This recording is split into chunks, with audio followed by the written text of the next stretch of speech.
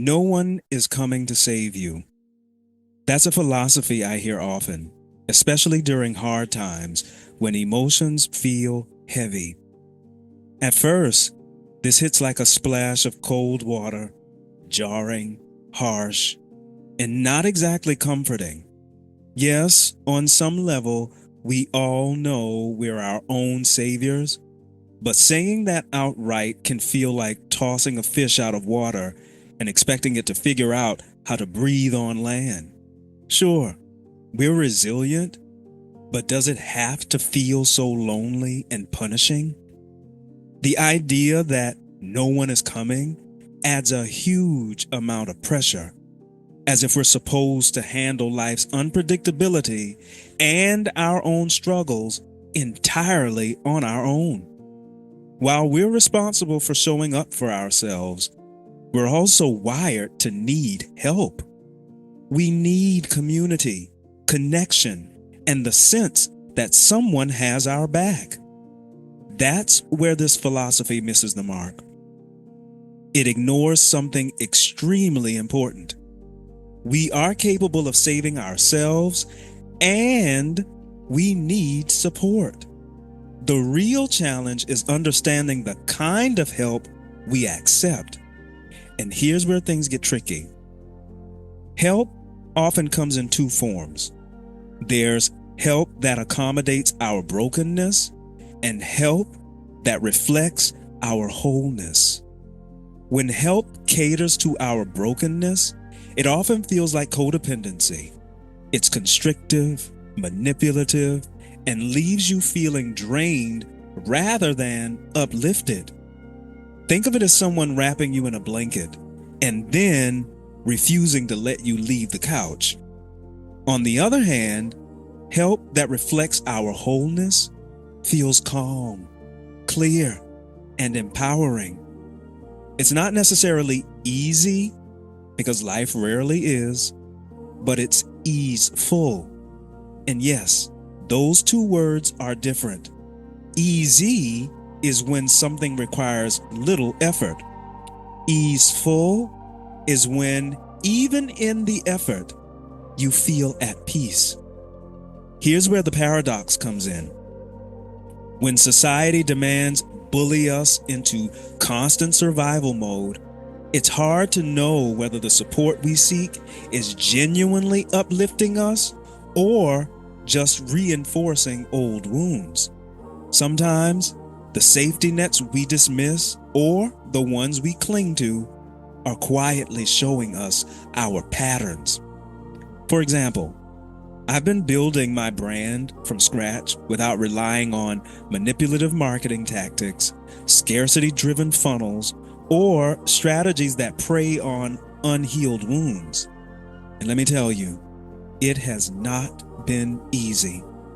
I've lost more money than I've earned. At times, my basic resources have been compromised. But despite the hardships, I've had a roof over my head, food to eat, clothes to wear, and a small tribe of people who, even if they don't fully understand my vision, have supported my basic needs. For someone else, their needs might look entirely different. The truth is, everyone is deprived of something. My burdens might seem light to someone else, just as theirs might feel lighter to me. That's why it's so important to bring mindful awareness to our personal patterns. Saving yourself isn't just for survival purposes. It's for understanding what's driving your choices, what's beneath your need for help or independence. Because here's the thing, you can't save someone you don't really know. And if you don't know yourself, meaning if you're operating from a place of brokenness, you become a savior of desperation. You'll be drawn to opportunities that look resourceful on the outside, but actually reinforce the parts of you that are unhealed. But when you operate from a state of wholeness, you become a savior of abundance. And contrary to popular belief, abundance has nothing to do with how much you have. It has everything to do with how expansive, clear, and intentional you feel with what you have right now. Catch that. From that place, even opportunities that seem non-resourceful on the surface can reflect your healed self and become deeply valuable. So no, you don't need to take the "no one is coming to save you" mantra at face value. Yes, you are your own savior, but saving yourself doesn't mean doing it completely alone. It means showing up for yourself with honesty. That becomes an invisible magnet pulling you into spaces to align you with the help that reflects your wholeness, and recognizing that even in struggle, you can cultivate ease.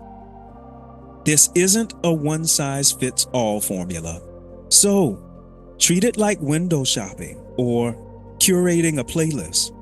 Some things immediately work, some things don't, and some things take time to know the difference. And if that still feels overwhelming, remember, even superheroes have sidekicks.